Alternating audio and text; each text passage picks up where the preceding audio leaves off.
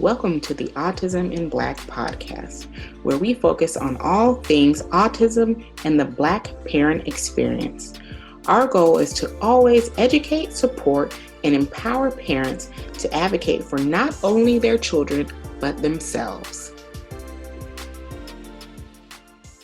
Hi, I'm Maria Davis-Pierre, a licensed mental health counselor in the state of Florida and America's #1 autism advocate for Black parents. I'm the founder and CEO of Autism in Black, Inc., where we aim to include the excluded. Today, we have a guest who is no stranger to our podcast. We have Cheryl Poe, who is the founder and executive director of Advocating for Kids, a special education advocacy organization that provides resources, information, and workshops to parents and professionals with a special focus on addressing the needs of Black and Brown children with disabilities. Today, we are going to be talking about protecting and preparing for back to school. Enjoy today's episode. Be sure to check out our show notes so you can learn how you can grab a monthly, annual, or premium subscription to the Autism Advocate Parenting Magazine. And be sure to use the coupon code Moments of Joy so that you can receive a great discount and some extra free resources in your account. Hi, and welcome back to another episode of the Autism in Black podcast. We have someone who's been on our podcast many a time, who has spoken at our conference every time, and we all are always excited to have her because she always drops gems and knowledge and things like that. We have my mentor, my friend, my family, Cheryl Poe here, and we're going to talk about back to school. Hi, Cheryl. Hi, Maria. How are you? I'm good. Now, I have read your bio, and I'm sure people do know who you are, but I always like for you to tell us who you are, what you do, and what you want us to know about you. So, hi, everyone. Thank you for joining in to this podcast. My name is Cheryl Poe, and I am the founder and executive director of Advocating for Kids. And we are a nonprofit based out of Virginia Beach, Virginia. And what we do is we provide special education advocacy supports and services. We do trainings, we do webinars, we do presentations, we file state complaints, we file Justice Department complaints, we file due process. We do whatever it takes to fight for children that have disabilities that are in public schools, K through 12th grade. Of course, we have a special focus. We are 100% culturally responsive in our advocacy services. I am a Black female and my children are Black males. So we make sure that when we are advocating for students, Black and Brown students, that we are paying attention to the cultural needs of that community. Mm-hmm. That's what makes us unique. And we also do coaching services. Yeah. I'll share my education. I have a bachelor's degree from Virginia Wesleyan in therapeutic recreation, or recreation with a concentration in therapeutics. I have years of experience as a in-home clinician working with at-risk kids. My master's degree is in urban education and counseling. I completed a program at the Washington School of Psychiatry when I was really deep into wanting to become a therapist, but that kind of changed when my oldest was identified as needing some supports due to some disabilities that he was having. My background is I'm originally from New Jersey, but have lived in Virginia for a very long time, too long. And what else? How long have you been doing? I've been doing this for over 20 years. I've been providing special education advocacy services since I was forced into this. Let me be clear, I never intended to be a special education advocate. My story starts with my experiences as a Black parent with a Black son sitting at an IEPT meeting with 13 white people trying to convince me to put my son on medication because they thought he had ADHD. Of course, things escalated. He also had a speech delay, and I had a white speech pathologist indicate that she wanted to stop speech therapy services because she thought I was speaking Black English to him at home, and that he did not actually have an articulation delay, even though he is on the spectrum. So right there, you can imagine what that did to me. And that was cruel, and it was traumatizing. It was racist, and I was angry. And what I did is I learned everything I possibly could about IDEA, about Section 504, about advocacy, and I just consumed it. The advocates that were in the area were white Southern women who just didn't get it, did not get it at all, so they weren't very helpful. So I, just focused all of the hurt, pain, resentment, maybe embarrassment too, and into being well informed and able to help parents. So that's what I want to share about me. Thank you. And like you, like a lot of us are forced into this role because, especially for Black parents, because of experiences like yours that are so common. And I want you all to understand that, especially for the white professionals that listen to this podcast, that these are the things that we're hearing. These are the things that we have to deal with. And these are the things that we have to advocate around. And this is why we do this work. So, and we have to do the work because like I said, my son is now 26. So that's 20, it's been 20 years that I've been doing this work. In Maria, there was no autism in Black when I started, there was no Maria Davis Pierre, there was no Cheryl Poe, there was no Shamika Allen out there. Ms. Madlock, we were all in it by our side, we were we were it. And unfortunately, what you were stressing as importance is something that didn't exist. The disability community at that time, and in my opinion, still ignores the voices of Black advocates, Black attorneys, and Black parents. So that's another reason why I do this. I want our community to see that there are people out there that get it. Most definitely. And it's why we do this work. That's why. That's a whole nother podcast. We're talking about back to school.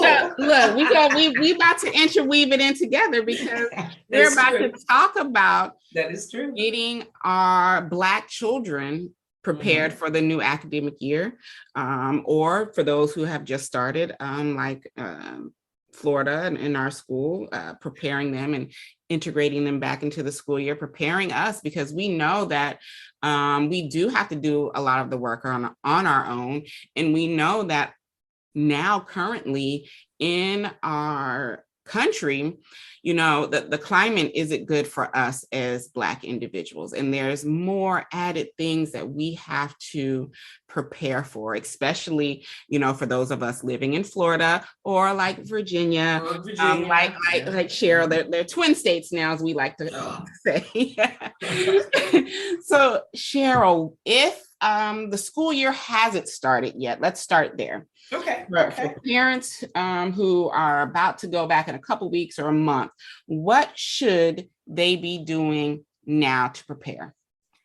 Well, for parents, the first thing I highly recommend is find yourself some time, if you can, and pull out the IEP that your child will be under when school starts. I want you to pull it out, and I want you to sit down, relax, and just review it, and take a pen and review it and see if it still fits your child's needs, right? Because over the summer, children grow, children change. Some kids have ESY, so whatever emerging skills they may have had may have been completed, and children just mature. And I think that it's important for us as parents, especially Black parents with Black children, because school personnel generally don't think of us in positive ways. We have to remember that our children are depending on us to be proactive. Mhm. So look at the IEP and see if there's anything on there that you don't think fits your child anymore.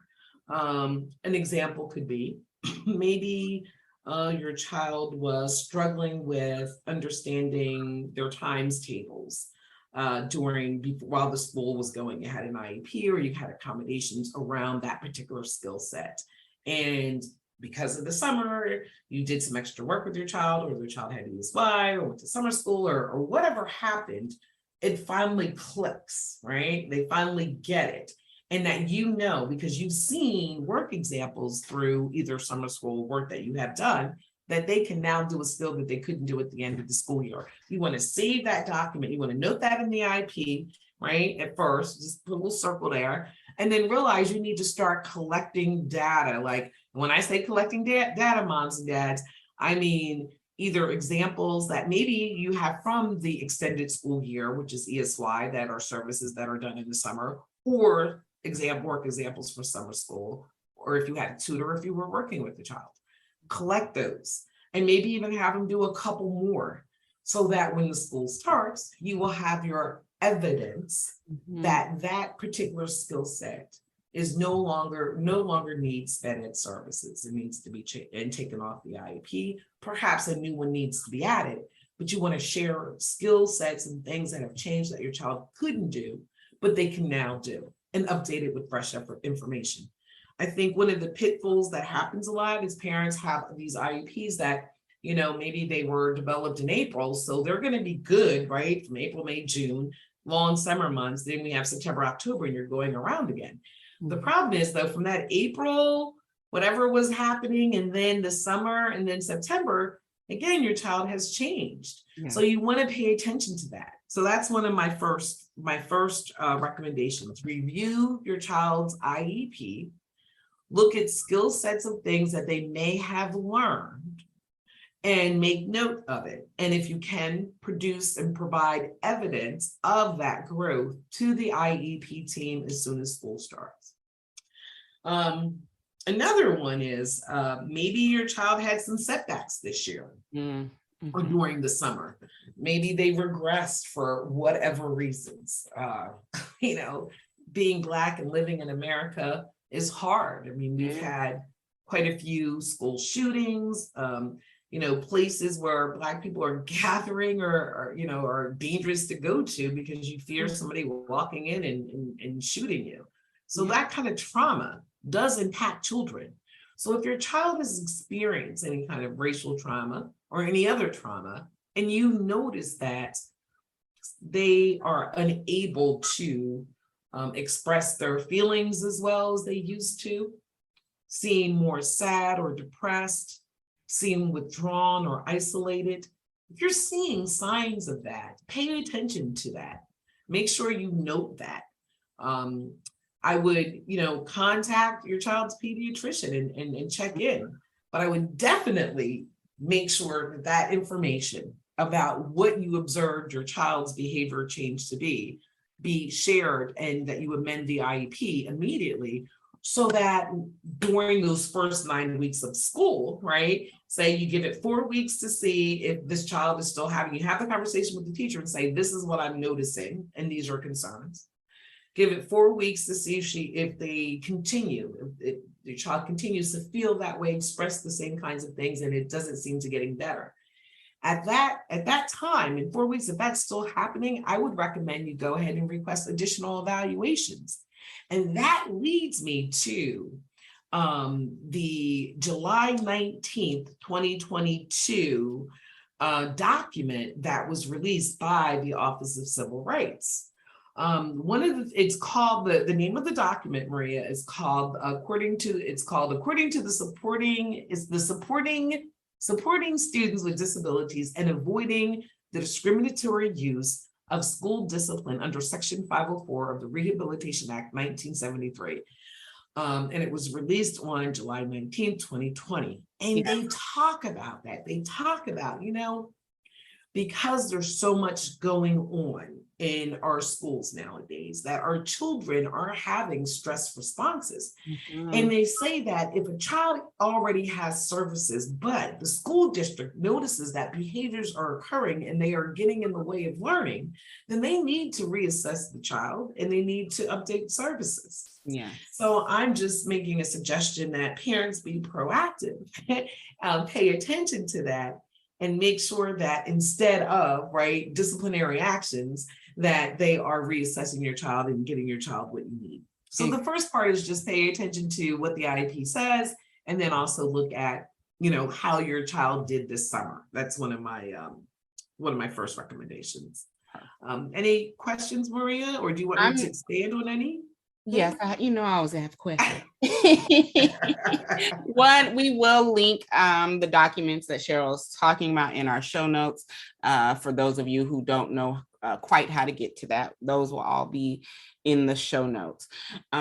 Two, I do want to expand, because you guys, I'm a therapist, so I'm going to talk about it. Thank you. Sometimes, with especially our younger children, they're not quite able to tell us, when they're traumatized or when something is going on, but we notice it in the behavior. So if you are noticing a new behavior that you haven't seen before, then that is an indication that you need to look further and deeper into that. Like Cheryl said, contact your pediatrician or your therapist if your child sees one, and get that supporting data. But also when you're going into the school system, specifically mention that, so that those evaluations can match what needs to be done.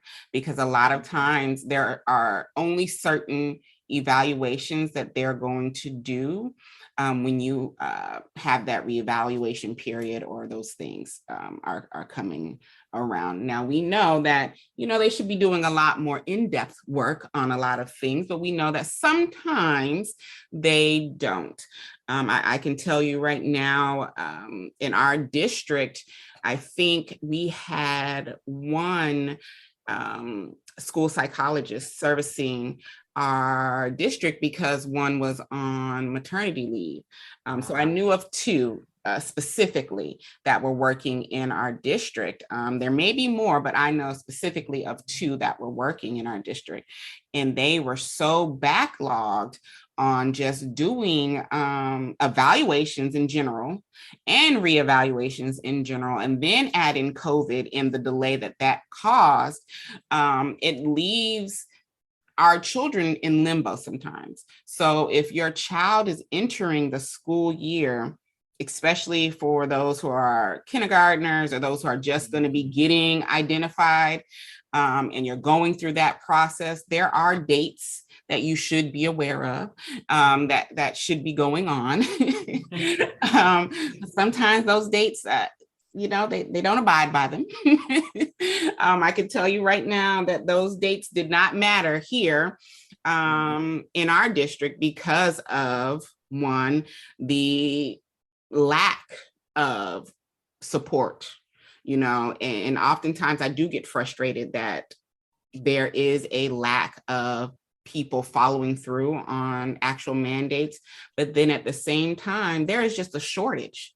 So, I don't try to place too much pressure in that aspect, because there is a shortage. And what can we do, right? I have to understand, especially as a clinician, that if I'm servicing 6, 7, 8, 9, 10 schools on my own, and I know that in the district alone, we have 16% of students that are already identified. That's a lot of people, right? So there's going to be some timelines that don't get met, but you should be aware of those dates. And you need to be talking with the school psychologist and be in contact, and with the teacher that you're incoming with. So I want to roll around to meet the teacher, because that is something that is extremely that I prepare for a lot. I prepare for meet the teacher like I'm preparing for game day. That was going to be number two. That was going to be the number two thing. I was going to say, for back to school, go ahead and pull together all the information that you want her to know about your child, right? Now, I know that the teachers are supposed to get copies of all of the children's IEPs that are in their class. But my back to school tip is, guess what? You make a copy and take one on your greet and meet or your orientation or whenever that initial contact is made. Tip 2 is make sure she has a copy of the IEP. If there are things in there that you think are extremely important, highlight them for her and say, you know what, I've highlighted things that I really want you to pay attention to with my child, because it's just really important. It'll help you understand how to serve him or her better. I also recommend like doing just a 1-page kind of, this is my child's strength. Well, no, let me first of all, put your name, your email address on that, and the best phone number for which you want the teacher to be able to reach you. Again, I like handing things like that to teachers, and I think it's a good thing to do, because instead of them having to go through systems, right? There's no excuse for them to saying, oh, I didn't know how to reach you. Yeah. It goes away. Right. So, on the top, put maybe your name, your best contact information, your email address, best times of day that you can be reached if she wants to discuss anything with you. And then talk about your child's strengths, talk about the weaknesses that you're aware of, and talk about your goals. What is your goal for your child this school year? Sit back and think about that. What is it? What is most important? And parents, not just passing the school year. We're talking about kids with disabilities, right? So I want to know, what is that you really hope your child, what skill do you really, really hope that they are able to achieve this year, right? The things that they couldn't do, the things that they're IEP, what is it that you want to happen? Make sure you put that on there. I really hope, my goal is that my child will be able to achieve and master his goals by the end of this year, but especially the goal that has to do with turn taking. And then tell her why that one may be more important to your family overall than others. And give that to them. I think it's important to build that relationship. Now, I'm an advocate, guys, so I'm going to preference this. Please, in context, when I say this, remember, I'm a special education advocate. I'm called when, right, shit hits the fan, right? When they didn't do what they were supposed to do, that's when you look to me. So my advice about the relationship between your teacher is to be careful, right? They can be the sweetest, kindest, nicest, happiest individual, and your children could love them to death and all that good stuff. But please remember, teaching is a profession. That's their job. So they have obligations and responsibilities to both you and your children, right? That's why your child has an IEP. So even though you're going to develop those relationships, don't let that friendship blind you, so that when you have to challenge something, that you feel comfortable doing it and that you are working on behalf of your child, okay? So yes, exchange that kind of information, develop the relationship, but in your mind, make sure you have that boundary. I'm just going to share an example of something, a case I'm dealing with now, Maria, in Chesapeake, Virginia. It's a very sad story.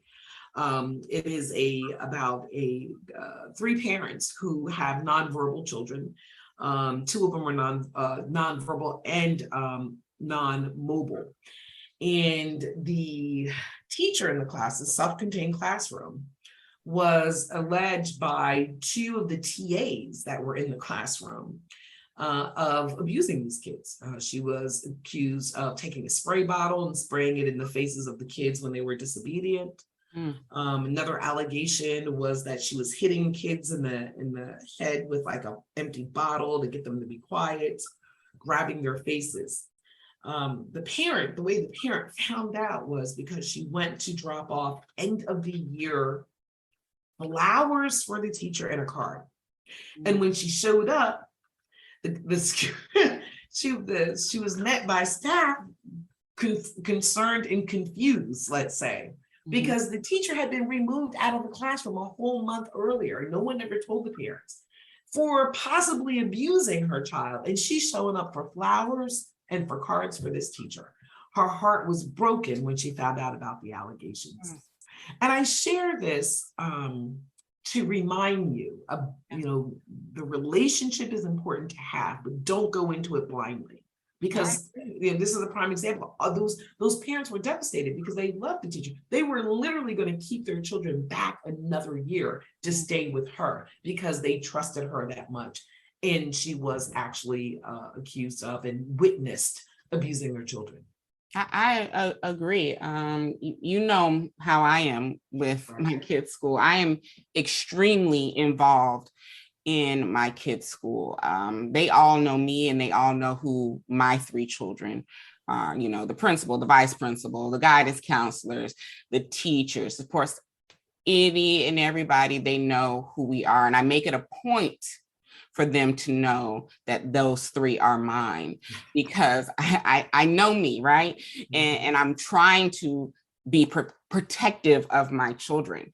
For instance, this year, the twins, they have teachers that my oldest has already had. So we're familiar with each other. They know me, they know how I operate, right? And I love these two teachers because they actually were so amazing and transformative for my oldest child. So they are familiar. And most of the teachers that, my children get, they know me before, they meet me. And that's fine because they know that while even if I like them, that when it comes down to advocating for my kids, that's top priority. I'm going to make sure my children are getting what they need. And they know that. They know that I am so involved because I want to be on top of it, because I want to know, oh, okay, well, then I know you by name. Let's go ahead and have this meeting. They know that I'm going to be in constant communication. And during Meet the Teacher, what I bring in is information about myself and how I operate as a parent. That's a good idea. Yeah, I let add that to my list. I let them know I am involved. I let them know that if they see an issue, contact me first.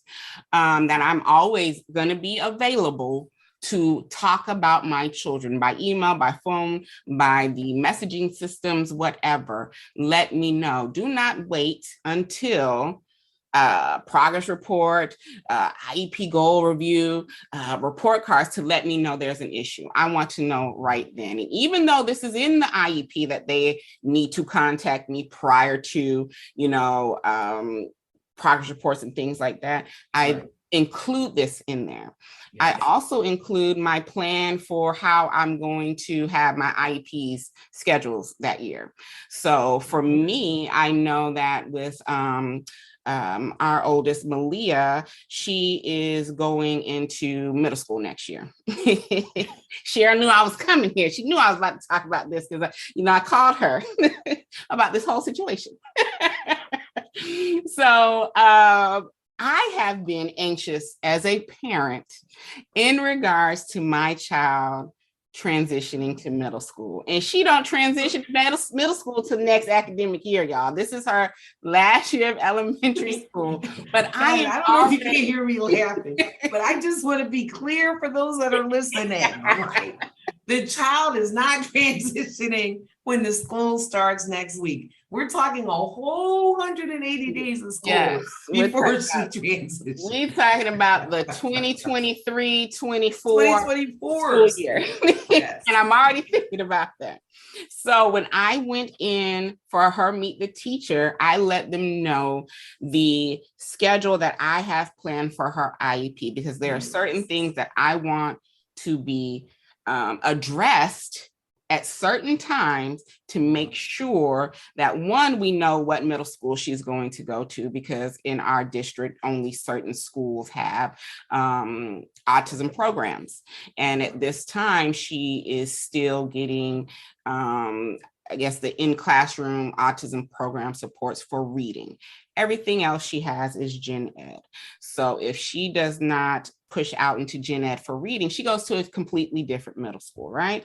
So I want to make sure we know where she's going, so I can start making my relationship with the middle school. Okay. So I can start letting them know my face and who my kid is and how I operate. So I went in, meet the teacher, and I let her know, hey, around October, November, I want to have our first IEP meeting. And this one is going to see if she is ready to go ahead and push out, because that is our goal this year. That we talked about it extensively at her end of the year IEP with her fourth grade teacher. Mm-hmm. And our plan that we made during that meeting was that she will start off in her classroom, in the ASD, as they call it, classroom for reading. Because the curriculum changed this year. So they want to have her to have that one-on-one support of the curriculum change, because things go a lot faster in the gen ed. And then come mid-year, January, she would go ahead and push out, right? Right. So that was our plan that we ended up with at the end of the year. So at Meet the Teacher, I've already know you talked to her fourth grade teacher, but I'm going to remind you anyway and say, hey, I know you talked with her, but I just want to let you know, you might have saw an IEP, but here's a sheet of important notes that I have and key points that I have. And here's my schedule. We're going to meet in October. We're going to see how she's doing.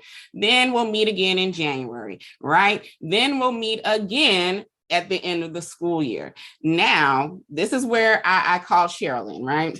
I called her one afternoon because I woke up at 2 a.m. and I was like, oh my God, does she need to have a transition meeting to go into middle school? And I'm calling Cheryl, I was like, oh my God, does she need to have? She was like, yes. Why haven't they done it already? What is I was upset. I was like, this is crazy. I was like, no, I just not to fly down there. I was like, no, I need to know for next year. She's like, the next year, you need to calm down and settle down and relax. But yes, she will need one. And when it comes time, the middle school needs to be in the meeting. Yeah. Yep. So I said, okay, thank you for letting me know that I'm not going to calm down. I'm still on it. So when I went to meet the teacher, I said for her last 2 IEP meetings, I want the middle school involved. Mm-hmm. That way they'll be involved in the last 2 meetings. They don't have to come to October, but come January and her April one, I want them in there. And that is the plan that I went in for Malia. And that's like a perfect goal. You know how I was saying at the bottom, pick what the goal is that you have for your child this year. So for you, the really big thing is transition, right? Yes, that's our focus. I want to, and as you know, parents know that is, and as I promise you guys, you're going to be going on this journey with me, because it is a huge transition from elementary to middle school. We're talking hormones. We're talking mini class changes. We're talking about we're talking about all of that stuff happening. So it's a scary time for them and us. And I'm already, preparing. So, that is something that we have to be on top of. For Davis, as you all know, one of the twins, he has a safety plan. So when I went in with his teacher, I was like, he has a safety plan, and these are the key things I need you to know about his safety plan. Because, he does like to run, right? So you need to know that. He cannot be, if you are not there for that school day, he can't be with a sub. He has to go to a teacher he knows. These are the key things that I need you to know offhand. I don't have time for you to figure that out later. In a few weeks, I need you to know these things right up front. Right now. So that's what I go in for him. For my other one, she has a 504 plan, but she's 2E. She's twice exceptional. She's in a gifted program, and then she has her 504 plan because she has ADHD, our little Brooklyn. So with her teacher, I went in there and was like, one, she has ADHD. Right? She has a 504 plan. She has accommodations because there was a little struggle with her whole 504 issue that I'll get into in a different podcast. And I went in then letting the teacher know that these are her accommodations that she needs. Please make sure she has these, because oftentimes schools, especially for our gifted students, hold them up to such higher standards Yeah. and do not understand that intellectually they may be able to do all these things, but behaviorally they are still that age. And my children have an early birthday, so they are usually the youngest in their class. I need you to keep that in mind when I go in and see you as a teacher. So that's how I prepare for Meet the Teacher. Very good. Yeah, you do a lot of the things that I shared. You were giving examples. I thank you for that. They were wonderful. And I love the idea about, you're a part of it, right? Yes. What you need from them and how you communicate. Yes, I let them know that I'm going to be there. I let them know that I'm a part of the PTO. I let them know that if you need me to come, I live down the street and I'll be here in 5 minutes. Yes, even the guidance counselors know that please don't bring my children in to talk to you without me or their father there. Please don't do that. Exactly. They're Black. And that goes into number 3. Yes. My number 3 advice is if you have a child, and this is for, parents that have children that have some behaviors, right? And they may be behaviors that get them in trouble, recommendations for referrals to the principal, or even possible in school, out of school suspensions. And, it happens, right? But especially with your middle school age kids, guys, Black parents, be careful. It is not safe for our kids. The school to prison pipeline is real. And yes, it targets 2 groups, Black kids, kids with disabilities. So if you're Black with a disability, you're targeted twice, and it's real. One of the things you can do before the school starts is have a discussion with your child about what you as a family, you and your family unit decide about how they communicate if they're pulled into the teacher's office or the principal's office alone to discuss a behavioral infraction. Okay. You want to make a little card. Oh, Maria, I'll get it to you. There was an attorney that I interviewed a while ago, and she literally wrote up a statement that she would give to the school every year at the beginning of the school year that said, you are not allowed to speak with my child about any behavioral issues without me or his father being present. And we can always be reached at this number. And guys, that is a protection that you need. You need to be able to, my fear is that what I see happening, what I know to be true, and not in all cases, but more times than not, which is why we have disparate statistics around Black kids being suspended or expelled or restrained or secluded. School districts manipulate your children into saying things that they probably didn't do. And especially if your child has a communication disorder, he or she may not have the skills to actually engage in a pragmatic conversation with a teacher or with the principal about a disciplinary action or something that happened without support. To me, it's an accommodation that your child needs, especially if they have a communication delay of any sort, meaning that they are not processing information or that they have anxiety around those that are of authority figures, right? Those that, so what you can do is you just, write a card, have the conversation with your child first so that they understand that this is what you expect of them, right? And then when you go to school again, you say, hey, I want to let you know, my children have been instructed that you all need to call me first, or they need to ask to call me and have me on the phone during any kind of disciplinary concern where my child is speaking with adults. And we will link that in the show notes when Cheryl gets that. So you always have that. Yes, because that's just straight up protection, and our kids need it. It really is, especially also with the laws as well, because we know that if our children say certain keywords, there's going to be an issue. And we also have to think about the anxiety that comes into play and understanding reactions based on fight, flight, freeze, or fawn. So if I am in a situation where I'm anxious and I'm wanting it to stop, I may just say whatever you want me to say, so I can get out of there. right? And that Yep. thing that I may say, I may not have done it, but I'm thinking you want me to say, especially children, because one, their brains are not fully developed. They, especially our younger ones, they're not knowing what's going on, and they're thinking, let me just say whatever, and then I can go and I won't be in trouble. But the things that they're saying are actually things that can get them in trouble, which is why this is so important, especially for our Black children, because let me give you an example. You want to hear discuss a story that just breaks my heart? An example of exactly what you say of our kids just thinking that it's safe to do that. There was this little, there was a Black male student here in Virginia Beach who, he was like, I don't know, he was in maybe 7th grade, no, maybe 6th grade. I think it was his first year in middle school. And an older girl sent him some nude selfies onto his cell phone at home, away from school. He shared it to his friend, like, oh, gross, what is this? Somebody sent it to me, because he didn't get it, right? He didn't understand why that was happening. So the girl comes to school the next day to say that she did it. A teacher overheard it. Then the principal calls the student from whom she sent it to into a room, the guidance counselor's room, leaves the door open, but has a resource officer or an SRO in the back sitting in the room with them. So the principal's like it pretty much interrogating the kid in front of the police.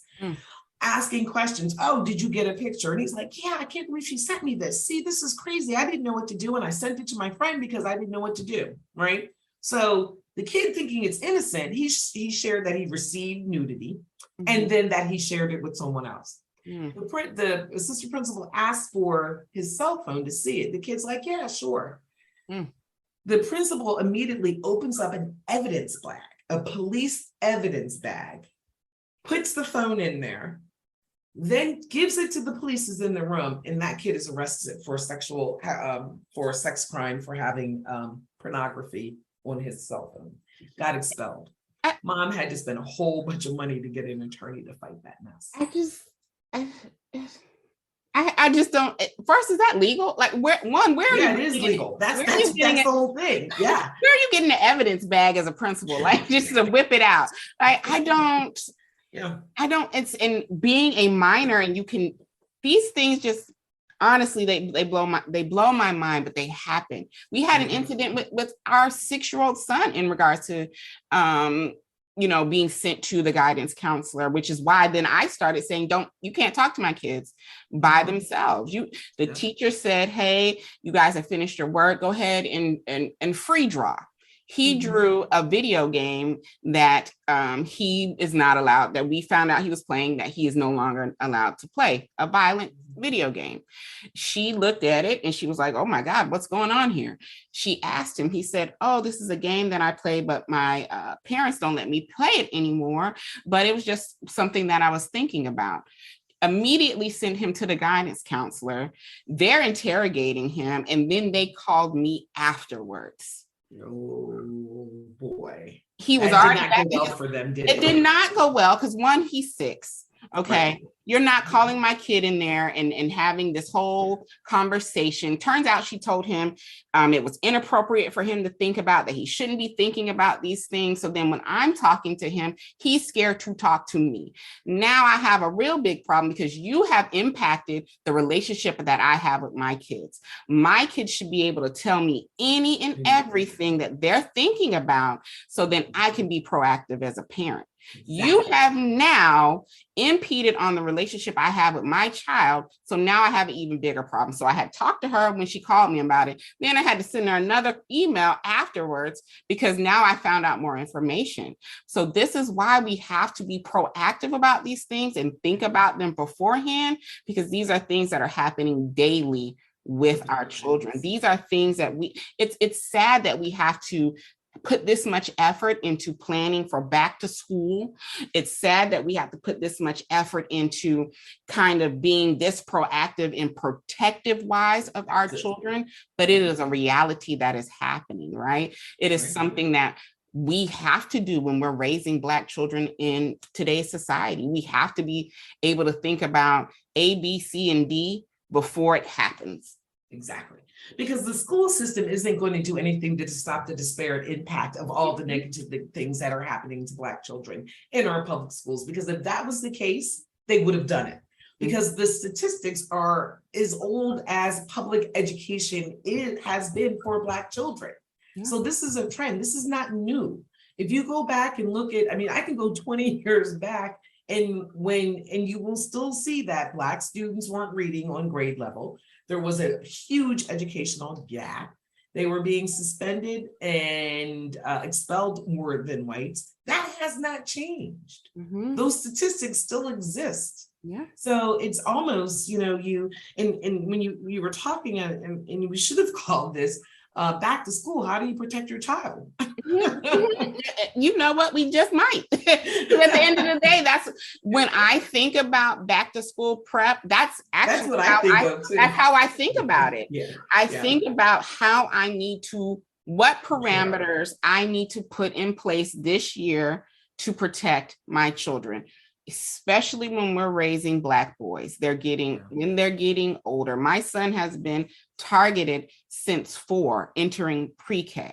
So for him, I am always extra on top of things because 1, he is very tall for his age. He looks a lot older. 2, as I told you, he has a young birthday. So he's the youngest, even though he may be the biggest.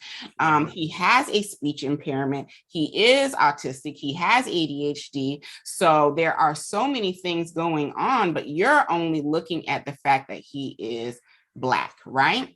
And male. Exactly.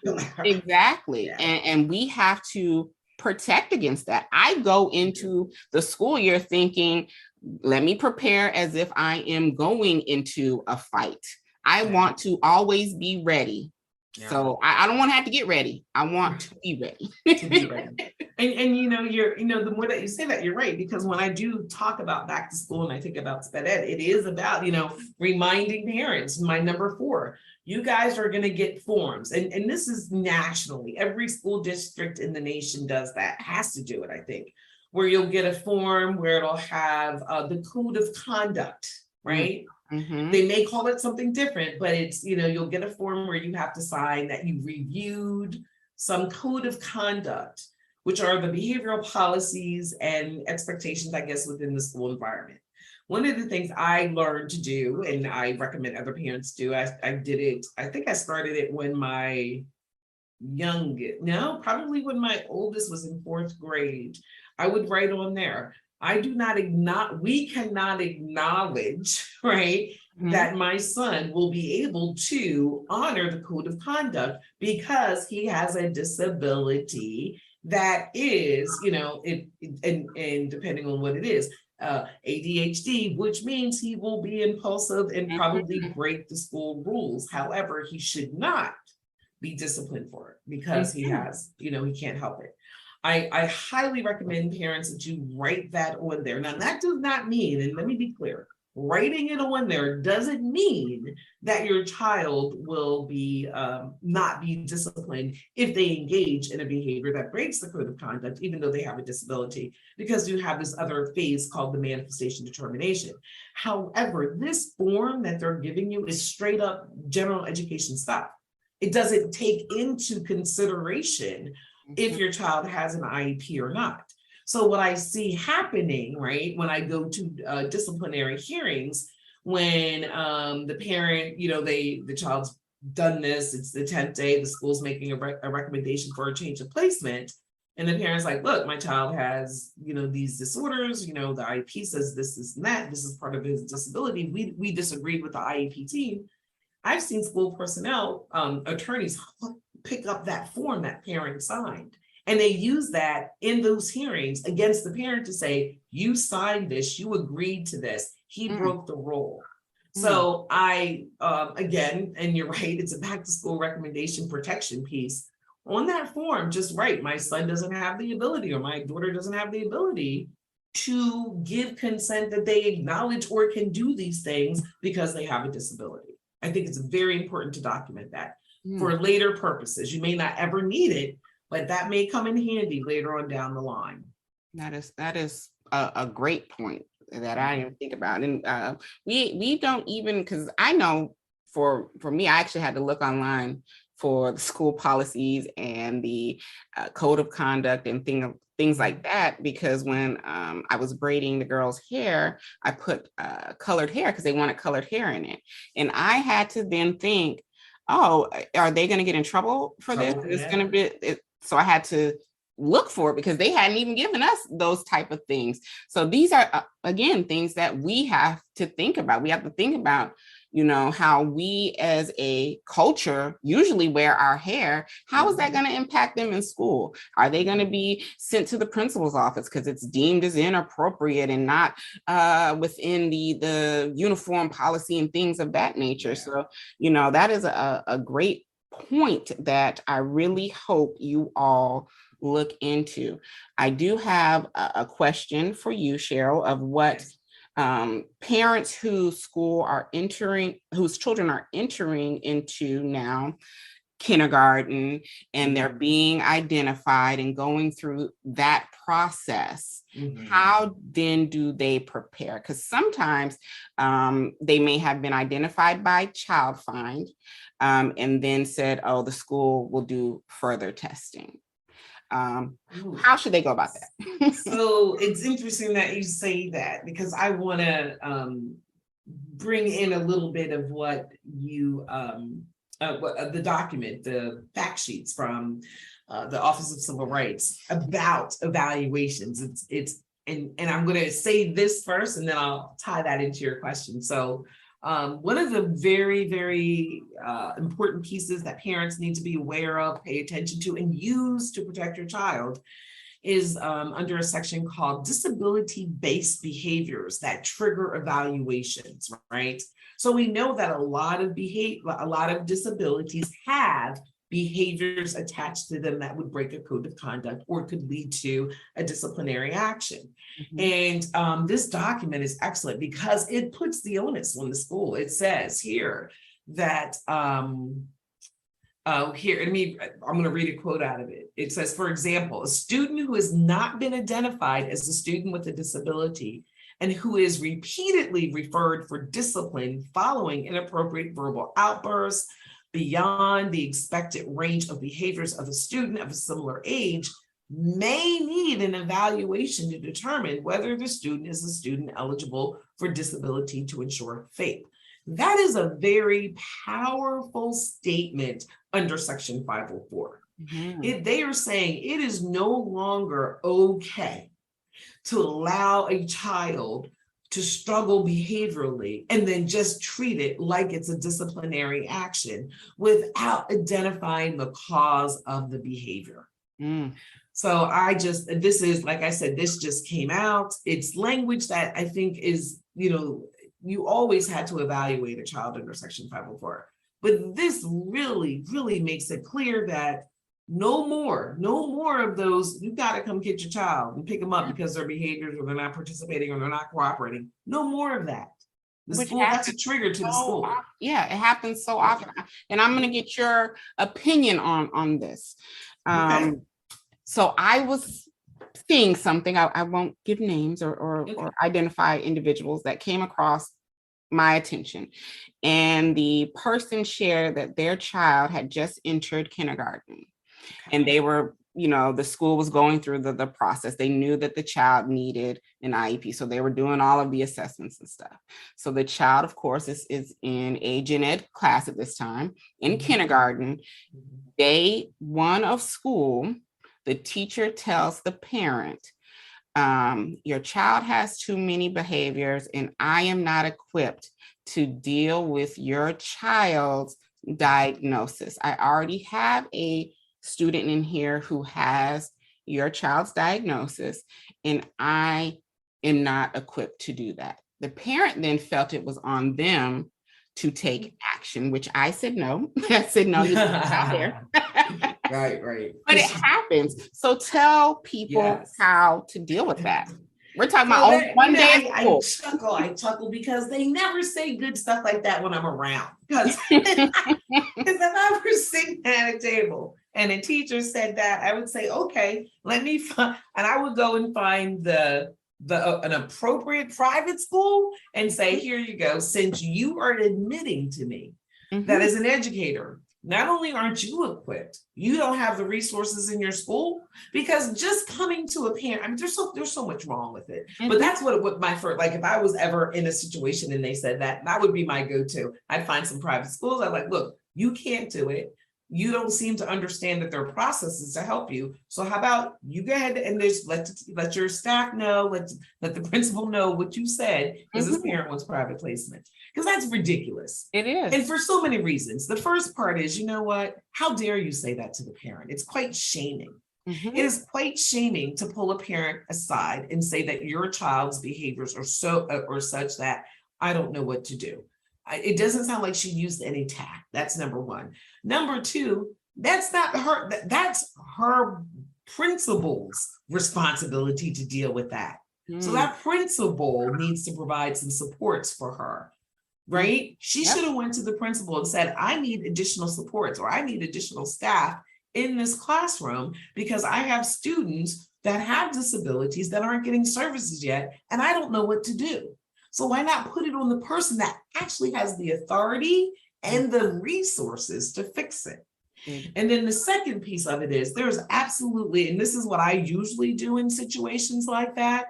And that's a situation, I have two of them right now, where the child find process starts in the summer or and end of the school year, and it's not quite done. So then the child is entering the school year knowing that they need to be evaluated, but the school just fails to then refer the child to section 504. Because if you can refer the child for a section 504 based on the idea that the child is having behaviors that are impeding learning, and get some accommodations in place to help him, the student, him or her, and then also make sure at the table, you request a 504 meeting at the table, that you get that teacher to say that again, so that we could talk about what is it that needs to be in that 504 plan until we're done the IDEA process that can help you, what supports do you also need, right? So the 504 plan is definitely for the student, but we need to know from her what it is that she can't do. What is it that they are doing or that he is doing that is causing her to not be able to teach? We really have to tease that out. Agreed. And it's, again, so important, like I talked about in the beginning, to also know the timelines. That is why I brought that up. It's so important to know the timelines of when things should be done so you can stay on top of it. And also, if a child if that is that child's first day in kindergarten, there's a transition period. And I'm talking about for all kids, not just children who have diagnosis. There is a transition period because the expectations of kindergarten now are like when we were in third grade, right? They're learning a lot more. Their expectations are higher. And for you to go into day one, which should just be you getting to know me anyway, and say that you can't handle anything, or for you to not even understand that this child may not have been in pre-K or may not have been in an environment where they have to sit for 8 hours a day and expect to just sit and just listen to you and not talk and not move, then crazy anyway. You're going into it and you're holding higher expectations. You're adultifying that child. There is a transition period for all children when they're entering kindergarten. They are not going to go into day one and sit and listen all day. They're going to move. My body moves as an adult. I can't sit in one place for too long. So we have to acknowledge that. So if somebody comes to you and says that, yes, there is a process, but also for me, I would have checked the teacher and said, maybe you just not teaching the right grade, This is also why I have an attorney that goes to my meetings and stuff with me, because I do, get a little reckless when it comes to it's just, I hear this so much. I mean, they teachers, and they always put it on the parent, which always amazes me, because I'm like, this is just the parent. You're getting paid to do this job. I get it. You aren't a special education teacher, and this kid clearly has a disability. However, you go to your principal. Yeah. You don't go to the parent. Mm-mm. What is she Because- supposed to do? What was the expectation? Not unless what? Did she just not want her to bring the child back to school anymore? That was what I got. And that's what I always think, is that they're wanting the parent, because they feel that if, especially, we all know that if, well, not all of us, but those of us who do this work, we know that if the parent pulls the child, the school the school is not responsible then. Yeah. You know, and that is why, again, as Black parents, we have to be prepared, especially if this is your first interaction with the school system. Kindergarten, that would be it, because they're not expecting you to know the legalities around that. Because if you pull they take advantage of that. Exactly, because they take advantage of you not knowing, which is why you have to be prepared for this back to school, even when your child is going into kindergarten. These are things you need to think about, because if you pull the trigger first and take them out, then the school says, okay, well, that's on you. Yeah, that's on you. We don't owe him anything. You're the one that did it. Exactly. So and that teacher will deny she ever said that to you.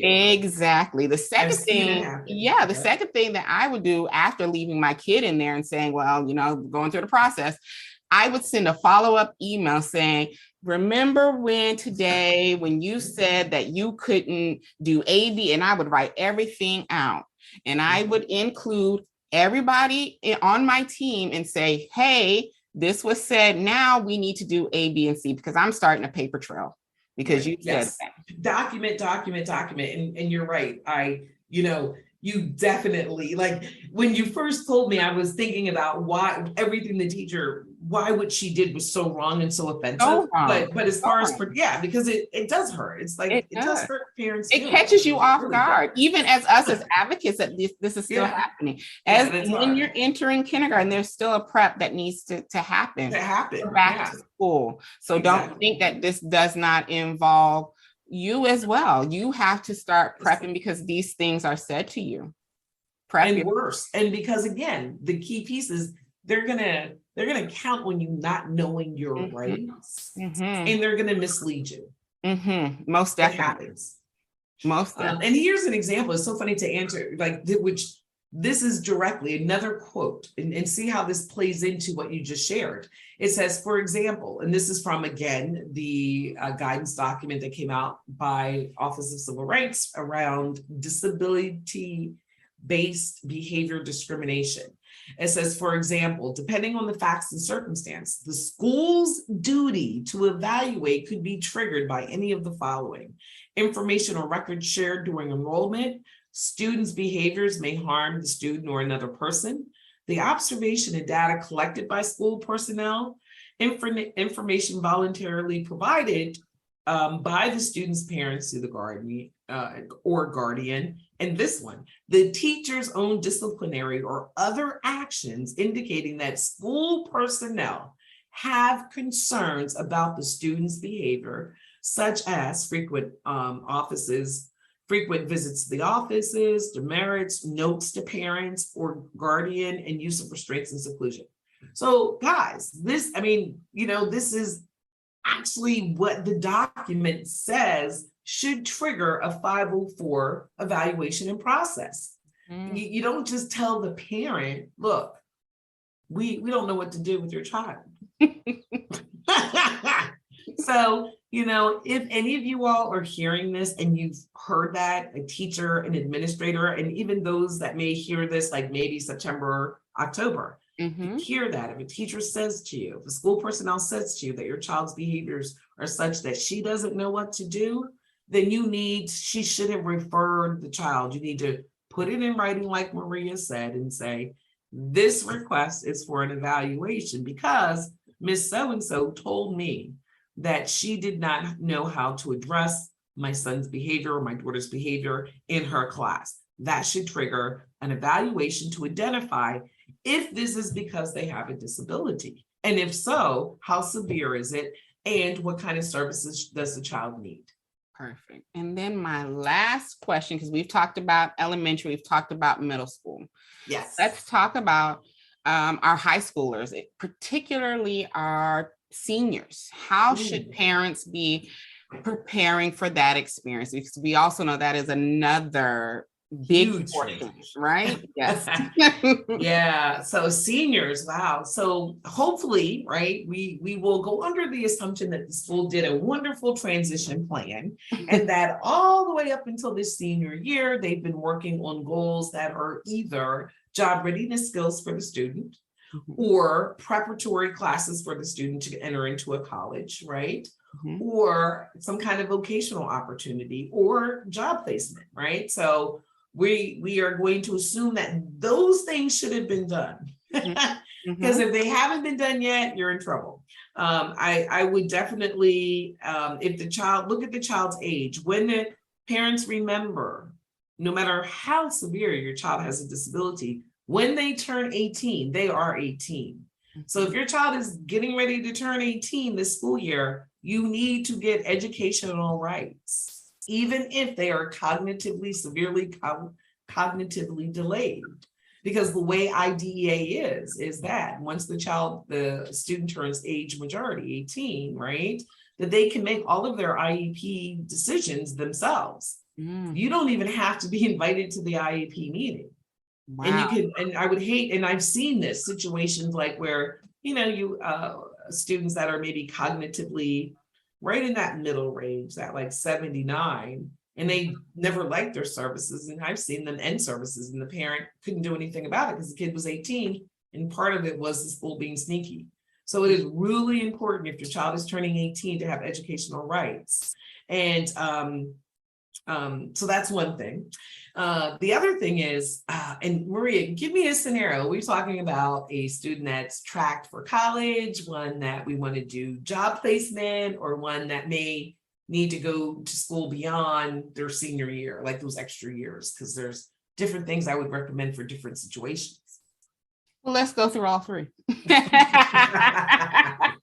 the parents they're everywhere. They're preparing their school for preparing their children, for whatever. So whatever. Okay. Let us know so they'll know. Let's go for college first. Well, okay. Well, if your child is going to college first, one of the things that I highly recommend is that somewhere in your IEP, or if you don't have it, make a request by January for full comprehensive evaluations. The reason why I recommend that is because when a child, if your child is going to college, they already have an IEP or they already have a 504 plan, they will be able to access a 504 plan in college, right? But the kicker, and I had to learn this the hard way with my own child, is that not all colleges will accept an IEP.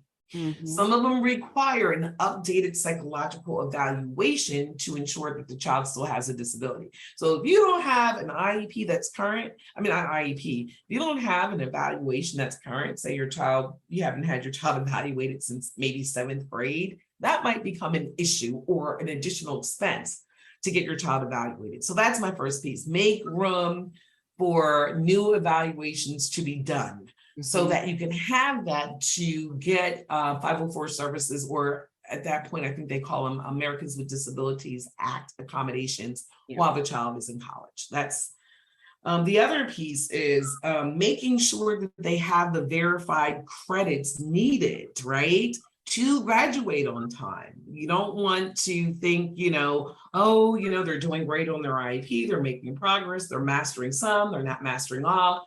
But then you find out that there were some credit classes that were required that they needed and they didn't take them. So you want to make sure you're looking at the transcripts. I would recommend doing that your junior year, to be honest. The junior year, get in there and get a copy of your child's transcripts and make sure they are taking the classes that they need to get the diploma they need to be able to apply for colleges.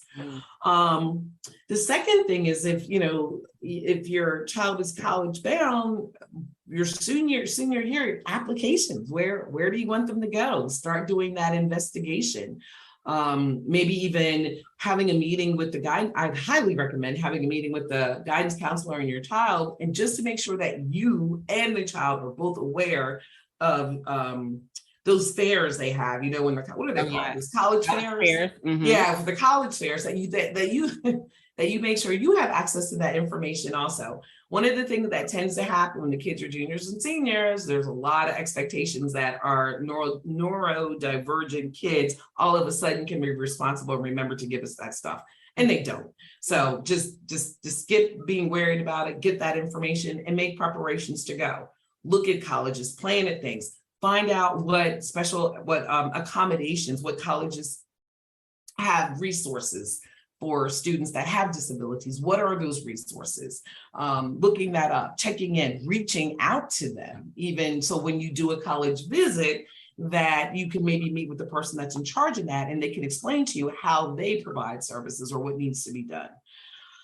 So college bound IEP grades. So you want to make sure the transcripts are good. They have the verified credits. Their transition plan hopefully has been written well and being implemented in the classes that they need, and meeting with the guidance counselor to make sure you know about opportunities and scholarships. There are actually scholarships that are disability based. So don't forget to ask about those also. Perfect. And also for those of you who are in states like Florida, where there is a test that your children are required to pass, also get their diploma. Make sure that they have passed that test, because they will let them walk, but not give them a diploma. Right. And I'm sorry, I'm in Virginia, and that's what we call the verified credits, like credits that are attached to high stakes testing, like whatever state testing. So in your state, make sure you know what they need to pass and make sure that they're on track. And some students may not even have any tests left their senior year. Some may. You want to find out what the tests are that they have to pass, and what are the opportunities for them to retake the test if they don't pass, so that they can still walk and graduate and go to college.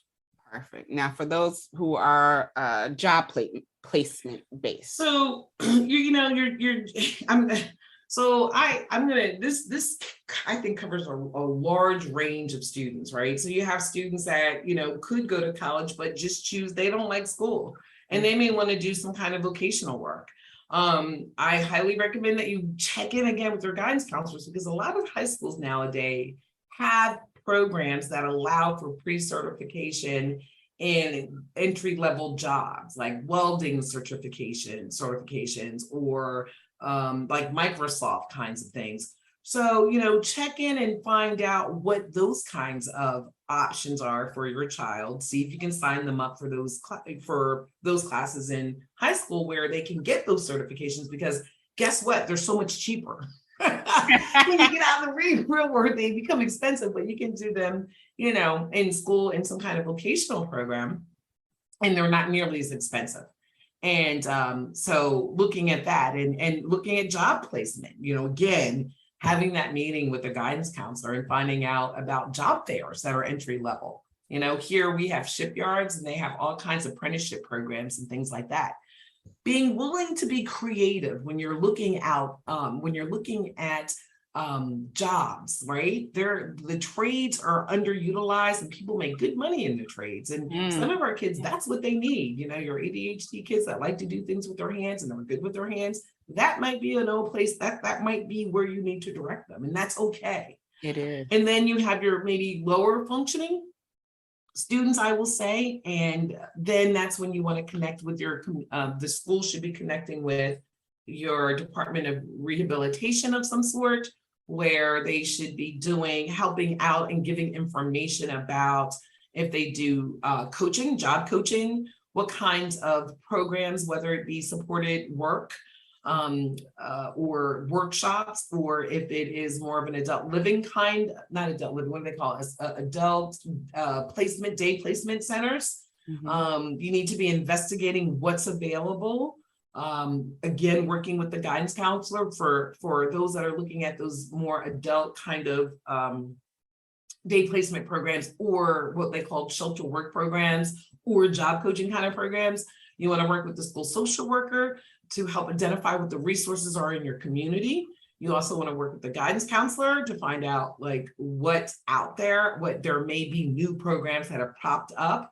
And you want to do tours with those, or also invite those individuals and representatives to your child's IEP meeting, so that you can so that the team can talk about where the child is and maybe what other additional skills that they hadn't thought of they might need to work on to be eligible for that program, or just to help them be better prepared. Perfect. And then and then the last is if your child, your child doesn't have to have significant or multiple disabilities to use this third option. And that is, by law, if your child has an IEP, they can go to school until their 22nd birthday. So their senior year, right, meaning its fourth year, may not truly be a senior year. They still may be able to go back to school the following school year. Mm-hmm. And I think that's just a decision that you and the IEP team can make. Is that what you want to do, or do you want to do something different? But that is an option for your child to continue that extra year. Perfect. And anything else that we didn't cover that you think parents need to know to prepare and protect for back to school? Oh, yeah. Sign up for a coaching session with Advocating for Kids, and we will put you in shape. There you go. And I also recommend that if you're finding any of the things that we talked about as examples, or that you already know that are just not going to be covered, contact Cheryl. Even if you've been in the game a while. I say this all the time.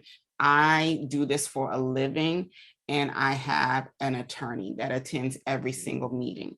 And I did too. Just for the record, I did too, even though I had done due processes, and because like I said, I started when my kid was young, and then I had another one. So I was a real experienced advocate by the time my youngest was done. And I would still have an attorney come to my IEP meetings. It's just, and at this point, our attorney is not even there to make sure there's no issues going on with me and my children's school. The attorney is there, one, for just in case something comes up, right?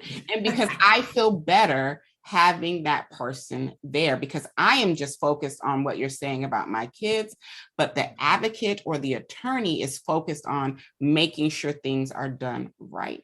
So I would highly suggest that if you're seeing something, or you're preparing to protect and knowing that the school is going to drop the ball, contact Cheryl, because she is going to make sure that they do what they need to do. And with that, thank you, Cheryl, for being on this episode and taking us through preparing and protecting for back to school. And for those of you listening, catch us on the next episode of the Autism in Black podcast.